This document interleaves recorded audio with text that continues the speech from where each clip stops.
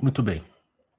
Nas últimas duas aulas, nós sondamos juntos quais são as necessidades psicológicas, né, as exigências psicológicas profundas que, estando dentro da constituição psíquica do ser humano, fazem nascer as atividades da vida espiritual humana, as atividades do espírito humano. E com isso eu não estou me referindo apenas à religião. Me refiro também à filosofia, às artes e até mesmo à ciência, né? Nós vimos que essas atividades do espírito humano, essas empresas espirituais humanas, esses esforços espirituais humanos servem para saciar necessidades que o ser humano tem quando tudo na sua vida comum já está bem. Quando ele já conseguiu abrigo, quando ele já conseguiu alimento, quando ele já conseguiu parceiros sexuais para a procriação, quando ele já conseguiu até algum conforto térmico e uma boa dose de prazeres, ainda assim, certas coisas faltam para ele, né? Ainda assim, ele carrega consigo uma certa inquietude, uma certa perplexidade com a existência. E é justamente essa perplexidade que faz nascer, então, esses artefatos culturais humanos, né? A filosofia, a religião, a ciência, a arte e tudo que diz respeito à vida, que não se reduz às necessidades do corpo animal humano, que é o seu corpo mais grosseiro, mais denso, né? Mas com o qual nós renitentemente nos identificamos, né?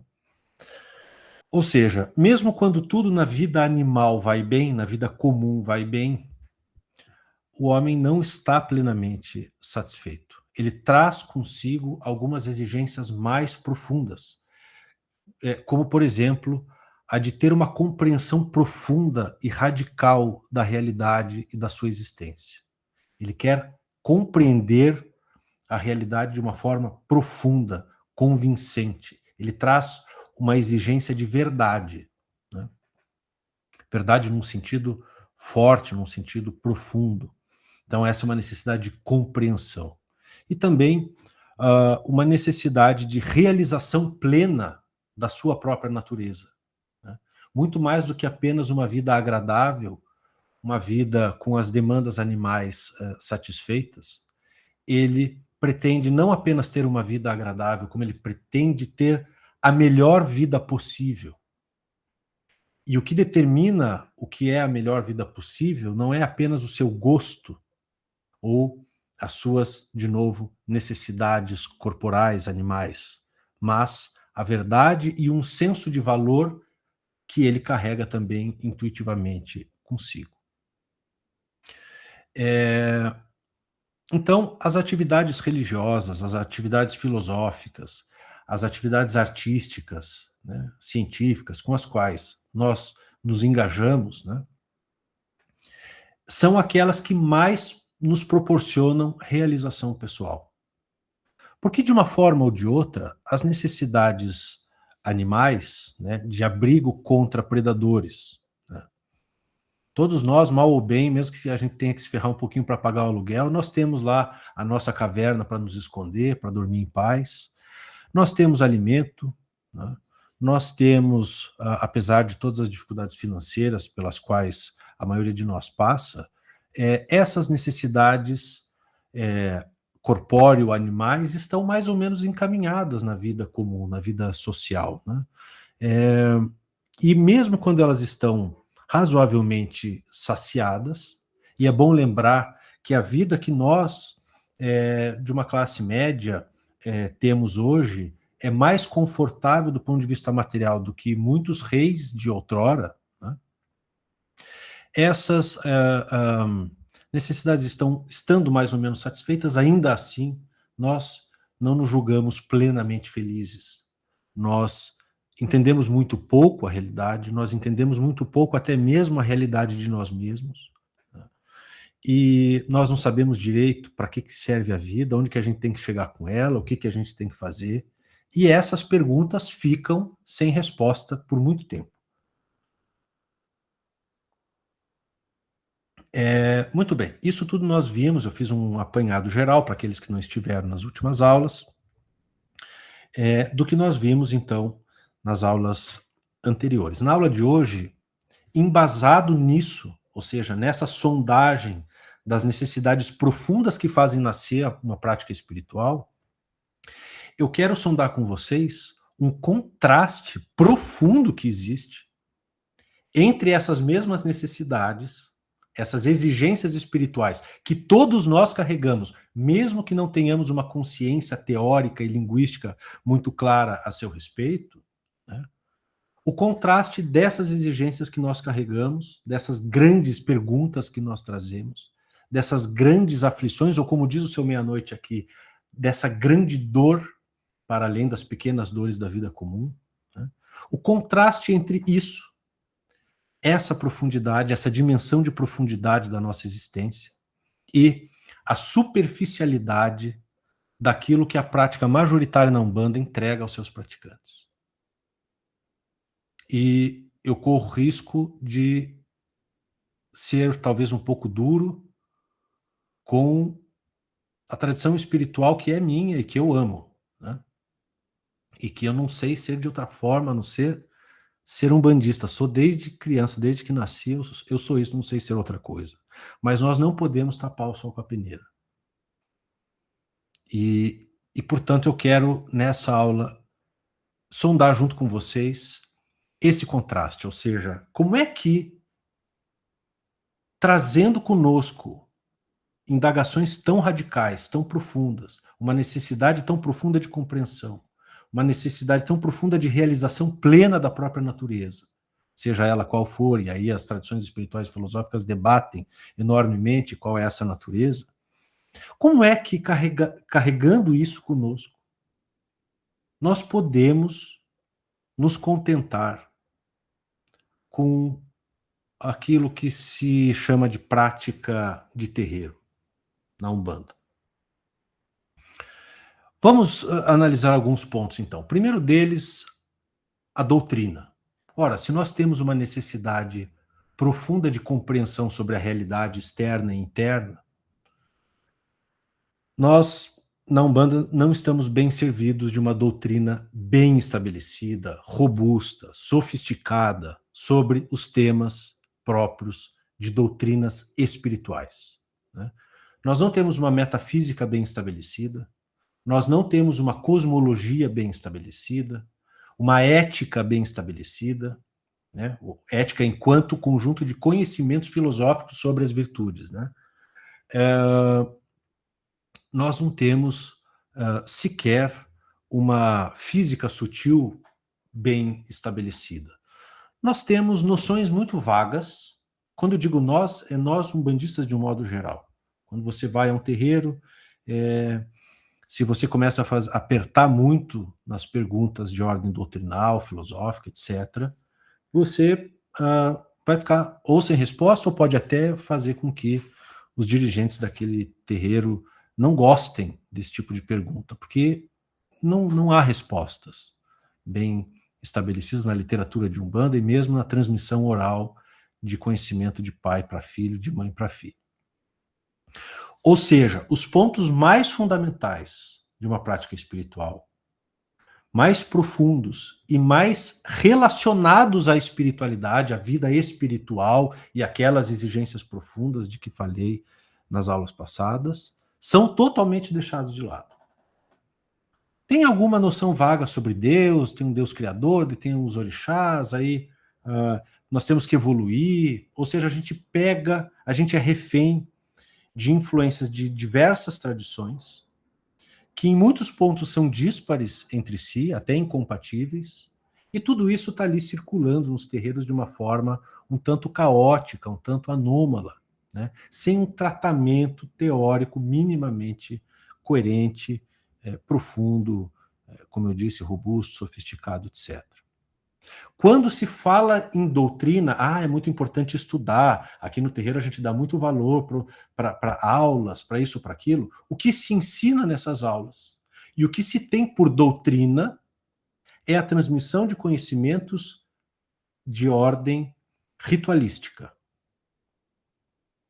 fundamentos de prática de terreiro. Ah, então tal cor é de tal orixá, se você quer fazer trabalho para tal coisa, você pega tais e tais elementos, faz assim, faz assado, né? Receitas de trabalhos, correspondências entre os orixás e todos os níveis, né, e reinos da natureza, etc.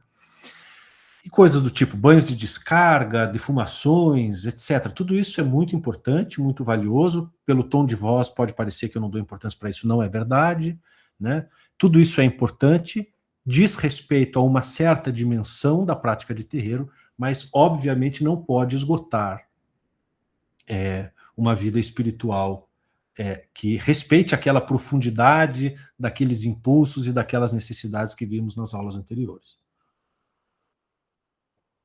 Além desses temas que dizem respeito mais à parte puramente prática, ritualística da religião, existem também muitos temas fortemente especulativos, né? Como alfabetos antigos, qual que é o povo mais antigo, o que, que ele fazia, esse povo mais antigo, muitos mistérios, narrativas totalmente mirabolantes, né? Como o alfabeto falado por Adão, ou sociedades de iniciados que são sociedades subterrâneas, né, que ficam lá debaixo da cordilheira do Himalaia, e outras sandices que eu não posso usar outro termo, né? Não vou tapar o sol com a peneira. São sandices, são loucuras. Além de temas, então, muito especulativos, também muita superstição, muita crendice, né? Então, eu vejo muito entre os meus pares uma paranoia muito grande com demandas, né? Então, o fulano de tal deve estar fazendo um feitiço contra nós, contra o nosso terreiro, né?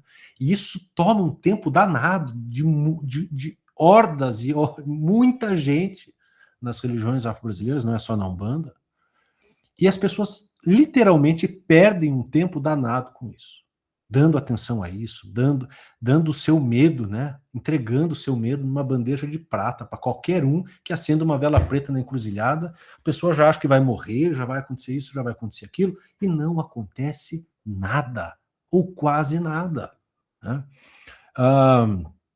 Ou, por exemplo, nós falamos disso em alguma outra aula, né? Essa questão de ninguém pode saber minha data de nascimento, senão vão fazer uma macumba, deixa eu mudar a data de nascimento.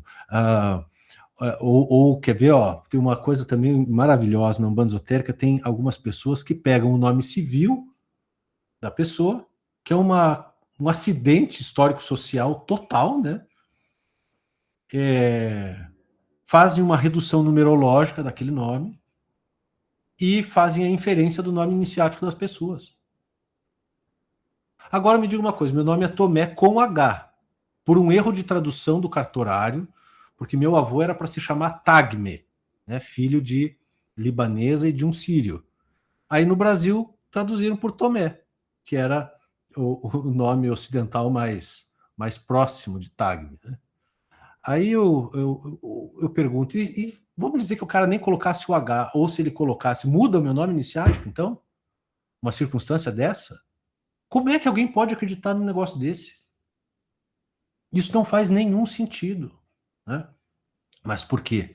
Porque nós temos que ter uma narrativa que essa relação numerológica, cabalística, tem a ver com o alfabeto adâmico, que é uma coisa profundamente real e invariável nos tempos históricos e no lugar. É uma coisa absoluta, é uma verdade absoluta e que uma elite muito pequena de iniciados conhece. Claro que eu, fulano de tal, Joãozinho da esquina, pertenço a essa elite iniciática, né? Que conhece tudo sobre cabala, que conhece tudo sobre alfabeto adâmico, todas as relações numerológicas, e a gente acaba se sentindo pertencente a um grupo de meia dúzia de pessoas no mundo inteiro, no mundo de 7 bilhões de encarnados, que conhecem certos segredos que não são segredos mesmo, são apenas uma invenção compartilhada de uma história excitante que nos causa frisson, mas que não resiste a uma análise histórica rigorosa.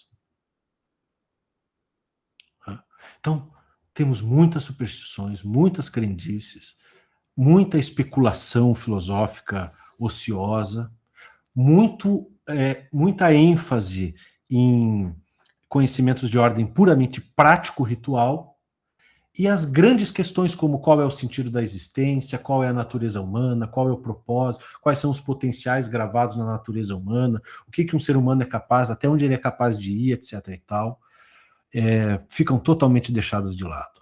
Né? O que é um orixá, o que é Deus, existe Deus, não existe, em que sentido existe, nada disso recebe tratamento competente por parte da coletividade umbandista de um modo bastante geral, inclusive dos dirigentes, dos escritores da literatura umbandista, etc.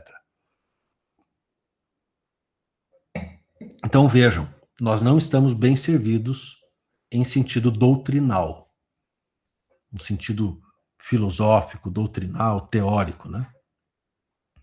Quando nós vamos para a prática, fica ainda mais evidente que nós, enquanto coletividade, estamos traindo aqueles impulsos profundos que sondamos nas últimas aulas.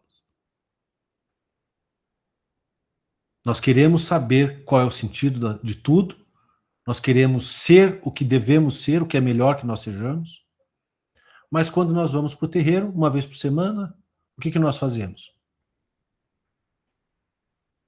Nós fazemos uma prática focada em magia e mediunidade, cujo objetivo é qual? Exatamente servir aquela vida animal de superfície que, em contraste com aquelas exigências profundas, né, da vida espiritual, não podem ser confundidas com essa mesma vida espiritual, como nós vimos. Então, nós vemos muito tempo, dinheiro, esforços de todas as ordens, de todas as naturezas, em todos os graus, destinados a uma prática que, quando você vai ver bem, está todinha orientada a um viver bem, a um carpe diem mais ou menos hedonista, mais ou menos superficial. De termos caminhos abertos na questão financeira, de se tivermos alguma doença no corpo que ela não seja curada, de arranjar parceiros afetivos sexuais. É preciso lembrar que essa demanda na sua gênese, uma demanda animal, né? Quase sempre. Né?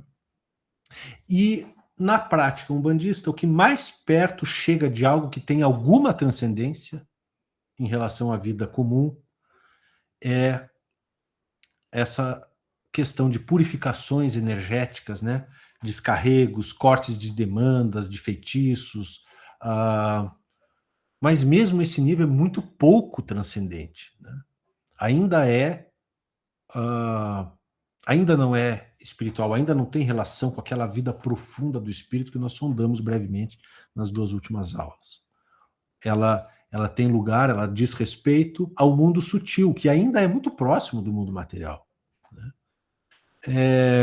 Então ainda não é vida espiritual propriamente dita, quando nós estamos preocupados em nos purificar no sentido superficial, assim, purificar energias, né, miasmas, e essas palavras que vêm do ocultismo europeu, fortemente influenciado por correntes cientificistas, racionalistas da Europa do século XIX, né? Então toda essa questão de miasmas, humores, né, fazia parte de uma medicina da época, e que tinha uma pretensão de descrição empírica de certos processos, né? Não era uma coisa espiritual, ninguém nunca achou que isso é espiritual, só a gente que está achando que isso é espiritual, não sei por quê. Né?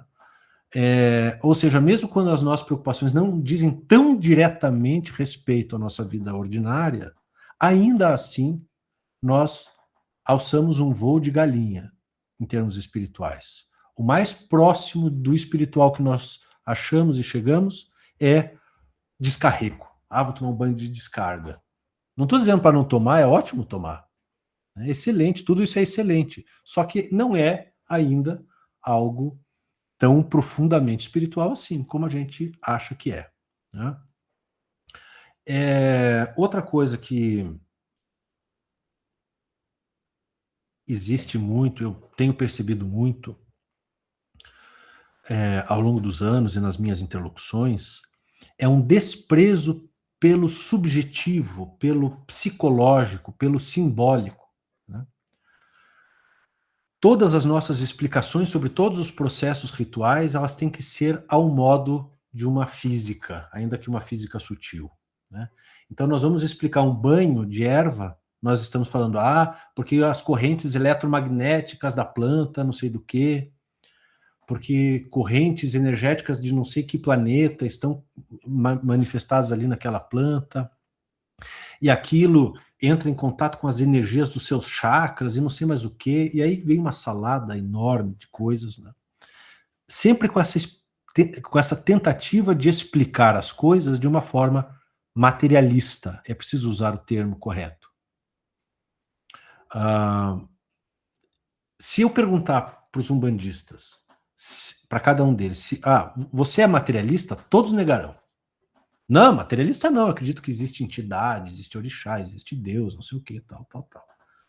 Só que existe o materialismo inconsciente, o René Guénon fala materialismo de fato, né? Não de direito, ou seja, não é um materialismo que a pessoa assume que tem, e nem sequer ela sabe que tem, mas ela tem aquela concepção no fundo da sua mente de que se não é feito de bolinha ou de onda, não existe.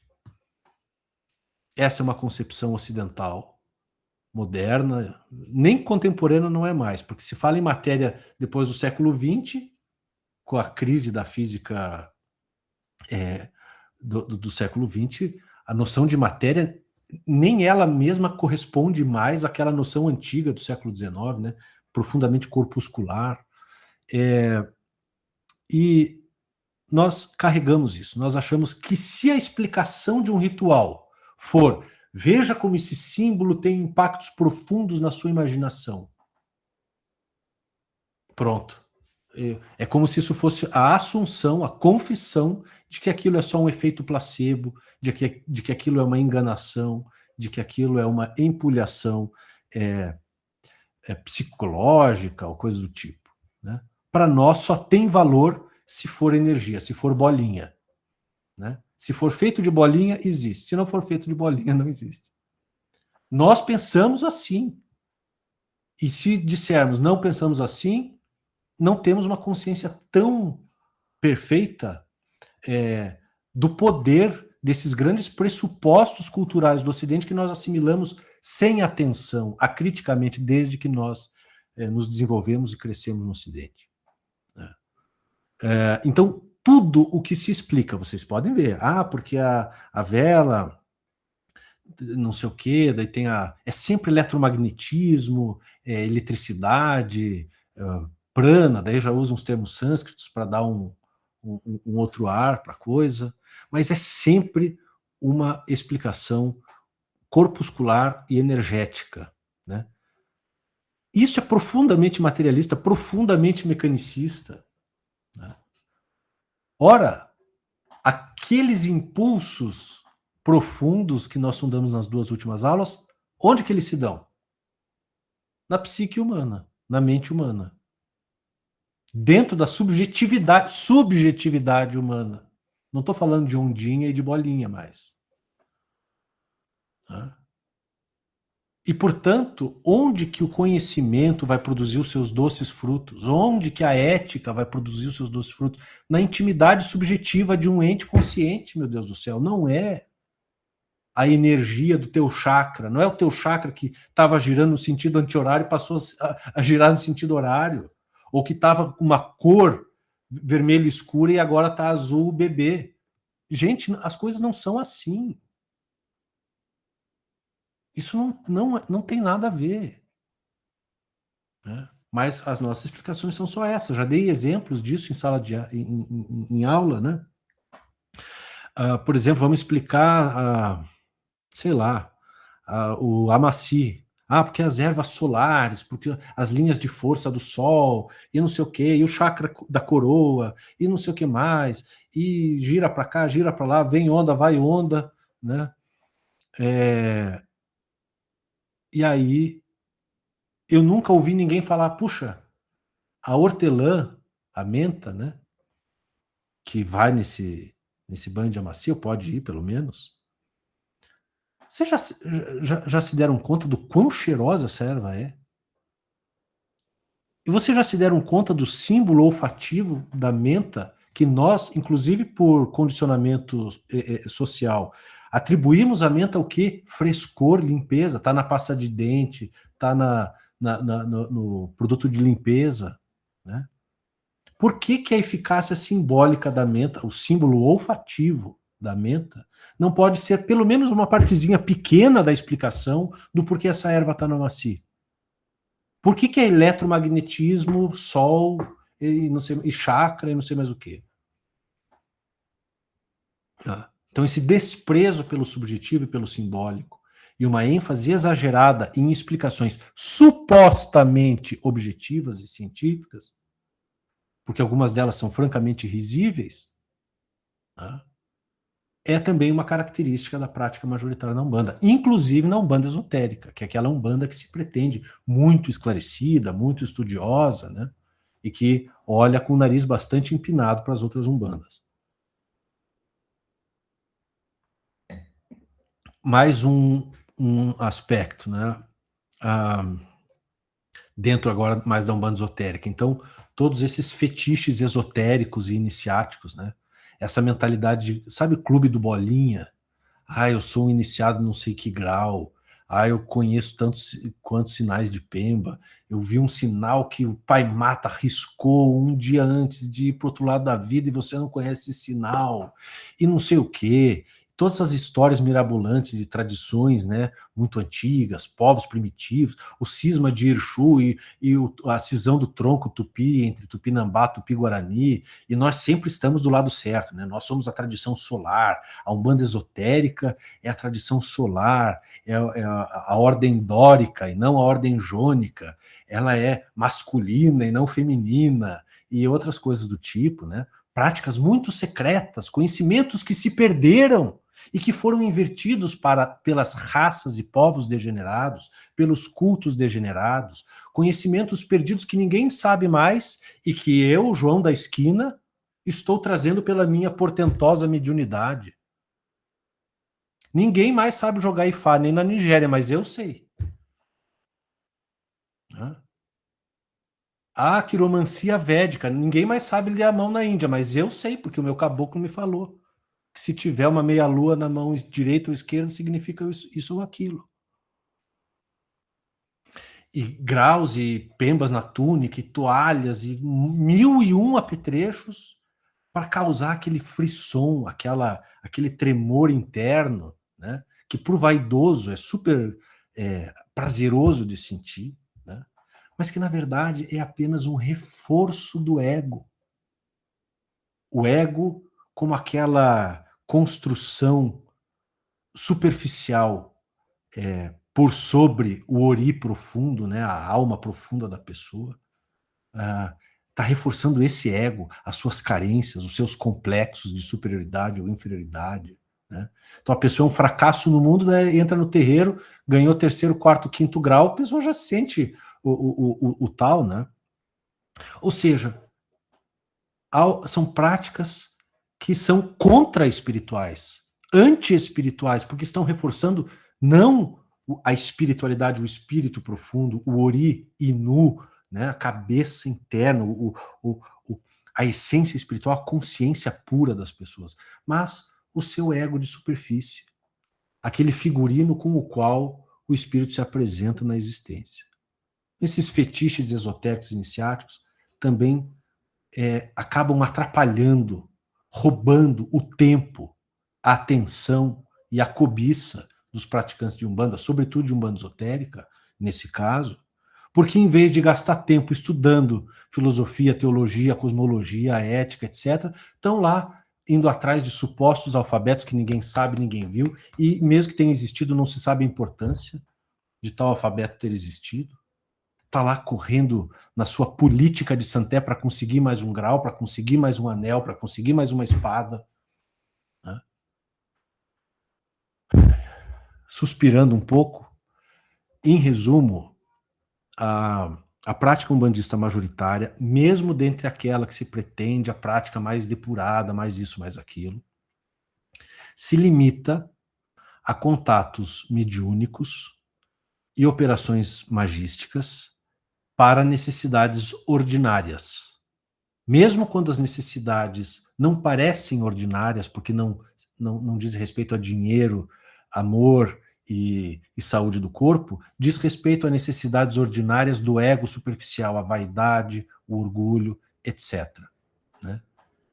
Para não dizer que não tem nada de filosófico, de espiritual, etc., tem alguma coisa, em todo lugar sempre tem. Né? Então existe um certo temperinho, né, de conhecimento filosófico, teológico, muito superficial, muito frouxo, sem nenhum rigor conceitual. Quando falam orixá, ori, Deus, etc., existe um pouco de conceitualização filosófica, mas não vai muito longe, não é muito organizado, não é muito rigoroso, não é muito profundo, sobretudo. E existe um pouco de fomento, mas muito abstrato e muito... parece que as palavras bastam, né? Fomento do cultivo de virtudes, né? É comum você ouvir, você precisa ter caridade, você precisa evoluir, etc. e tal, você precisa ser uma pessoa melhor, porque isso é um senso comum, mas aquele aprofundamento, tanto filosófico quanto de desenvolvimento mesmo da própria vontade, você não vê. Você não vê as pessoas definindo o que é paciência, o que é coragem, o que é justiça, o que é prudência, como cultivar essas coisas, como nos proteger dos seus contrários. Né? Isso praticamente não existe. Só existe uma verborragia, como dizia o vô Mata, melodiosos, né? Melodiosos irmãos kardecistas, quando fala exortação à caridade, ele usava essa palavra, né? Melodiosos. Então, é muita palavra, nós temos que domar o ego, nós temos que evoluir, nós temos que ser melhores, mas não se entrega um caminho, um método consistente e noções claras do que sejam as virtudes que devem ser cultivadas. E, portanto, essa é uma conclusão talvez incômoda, mas que me parece verdadeira. A prática majoritária da Umbanda não guarda correspondência, não satisfaz aquelas necessidades profundas, aquelas indagações radicais, aqueles motivos espirituais profundos que toda consciência espiritual humana tem, mesmo que inconscientemente, mesmo que confusamente. E é por isso, talvez, que tem muita gente que ou nem entra nela, ou se entra, não demora a sair, ou se demora a sair, acaba saindo, ou se fica, às vezes fica com muita aflição, com muita frustração. Né? Para que a Umbanda possa fazer frente às exigências espirituais profundas do ser humano, ela precisa de desenvolvimentos urgentes na sua doutrina, na sua ética e na sua prática ritual, que são essas as 3 dimensões fundamentais de uma prática espiritual, né? Cada uma delas vinculada a uma das 3 instâncias da personalidade. Então, a doutrina, mais o aspecto intelectual, racional, a ética, mais o aspecto dos sentimentos, da vontade, e a prática ritual, o gesto ritual, a parte física, né? Corporal. E esses desenvolvimentos, claro, alguém poderia me dizer, mas Tomé, nós só temos 100 anos, tenha calma. Você fala com uma verve, com uma angústia, mas tenha calma, essas coisas vão acontecer, e é verdade. Né? Nós temos pouco tempo de desenvolvimento teórico prático. Né? Mas a minha fala não é por pressa ou por ansiedade, é só para a gente não se enganar de que a gente não tem muito trabalho por fazer. Nós temos muita coisa por fazer para que a Umbanda possa se ombrear com as grandes tradições espirituais do mundo. Ela tem tudo para ser isso em ato, de verdade. Mas isso ainda é um grande potencial. Né? Então, minha fala é essa. Nós fazemos agora 35 minutos de aula. Eu queria abrir para perguntas. Acho que com perguntas e comentários a gente pode avançar melhor nas reflexões sobre esse tema.